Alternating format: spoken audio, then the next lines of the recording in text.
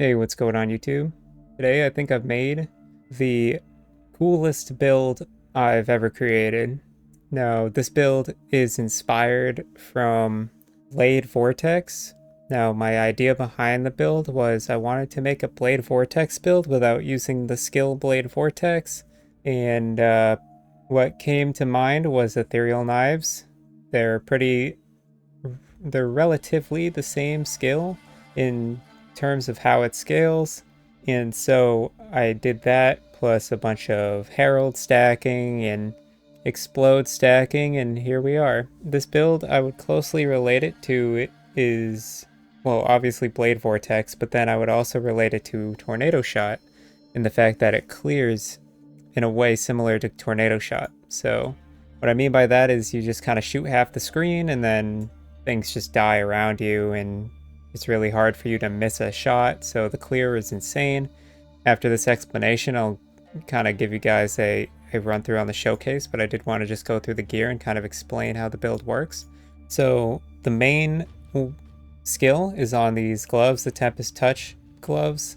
Yeah, these are mirrored gloves. They're double influenced, gives you a lot of extra projectile stuff, is good with projectile skills, and therefore great with Ethereal Knives.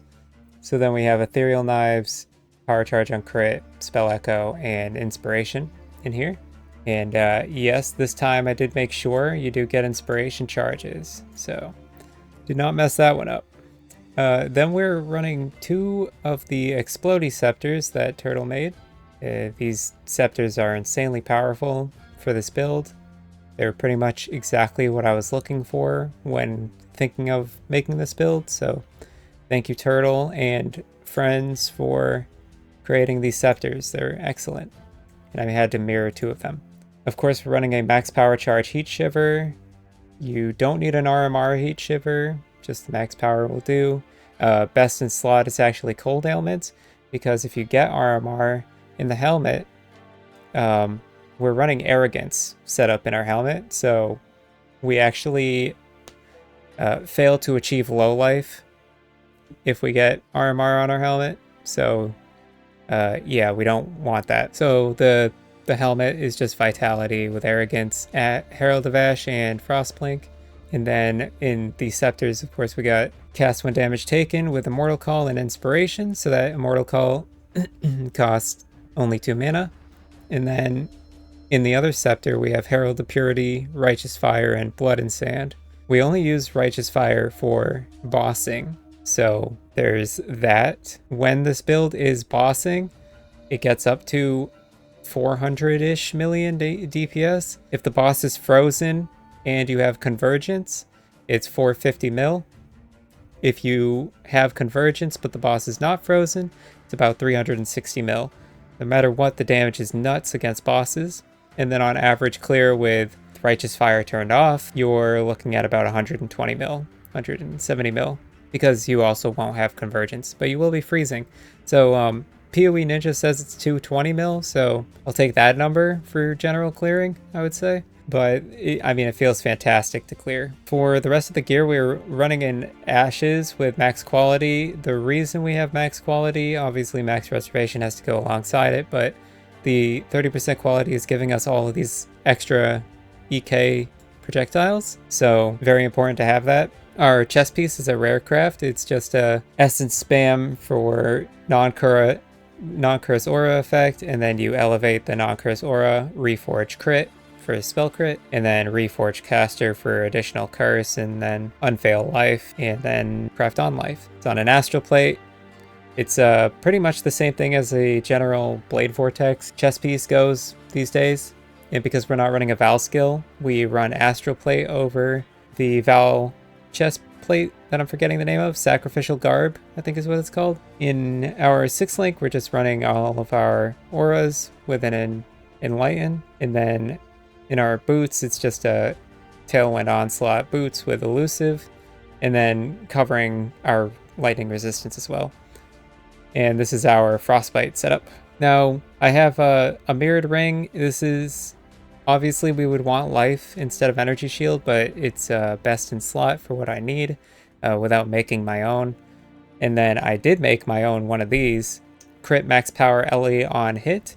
So the LE on hit chains explosions, which is really important because we are using Profane Bloom. We want a curse on hit so that our Herald explosions actually hit enemies, which will create a daisy chain of explosions.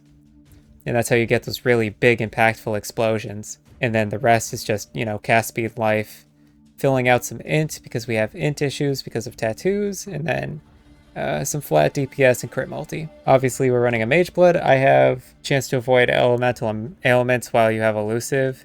It's technically not the best. For this scepter, so when I first made the build, I thought I was going to have Arcane Surge in the build. I didn't end up having Arcane Surge in the build. So this scepter should have chance to gain Arcane Surge on hit, and then this should be increased area of effect with Arcane Surge. But it is what it is. For the flask, we have an Amethyst flask with Ellie Res, Taste of Hate, increased cast speed on a Quicksilver, increased move speed on a Granite Flask, and reduced mana cost on a Silver Flask. When bossing, we have these two flasks, increased cast speed on a Topaz Flask and increased armor on a Ruby Flask, and these swap out these two flasks. So you run a lot slower, but it allows you to put on Righteous Fire without losing health points. So this is our bossing flask setup. As you can see, if I swap these out, my HP will start to go down. So it's not good enough to keep Righteous Fire on while mapping, but it does make you run a lot faster. So for clearing, it makes a lot of sense to just run this flask setup instead. For the passive tree, we have Profane Bloom with Frigid Wake and Forbidden Power. We don't have any brand mark on hit setup. It's all auto-casted marks, or auto-casted curses with Hex Touch and Curse on hit. So we don't have a third curse, so we don't need Unholy Authority. Instead, we run Profane Bloom. The explosions really are impactful. You do feel it when clearing. I'm farming Breach right now, so I have chance to open nearby chests, but it should be over here with crit multi against unique enemies. We then have Force Multiplier, Ironbreaker, Master the Fundamentals, Towering Threat, Fast Power, Empowered Envoy, Heraldry. So we're really cranking our heralds. As you can see, we got the herald effect here as well. We got increased aura effect. Over here, we're filling out some RMR, as well as getting some extra life and some attributes to fill in because our attributes are extremely tight. We do have room in our dexterity still. We only need 100 dex for the build. We need 180 strength to equip the astral plate, and then 159 intelligence is our int cap there. We're running one rare jewel with just filling out some reservation issues, and then some crit multi and some extra life.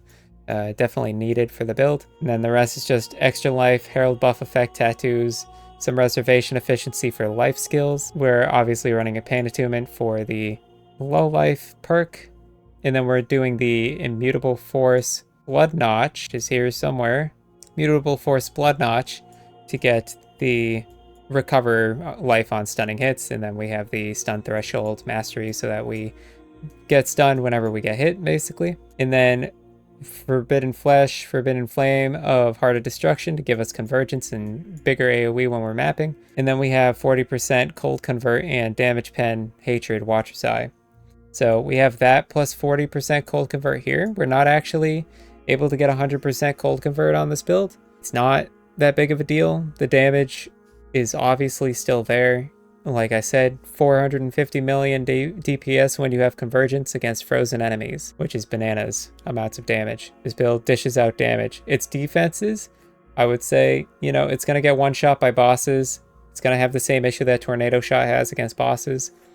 In mapping, you shouldn't be dying, especially depending on what you're farming. If you're farming red temples, you take unaffected by Burning Ground here. If you're not, you should be probably taking the reduced fizz damage over time while moving on Solar Bralakesh. And then we have Soul of Aracali here for damage over time, because damage over time is the major problem for the build. And that's about how the build goes, guys. Apart from that, I'm going to just kind of let gameplay showcase out here, and I'll see you in the next one. Thanks for watching.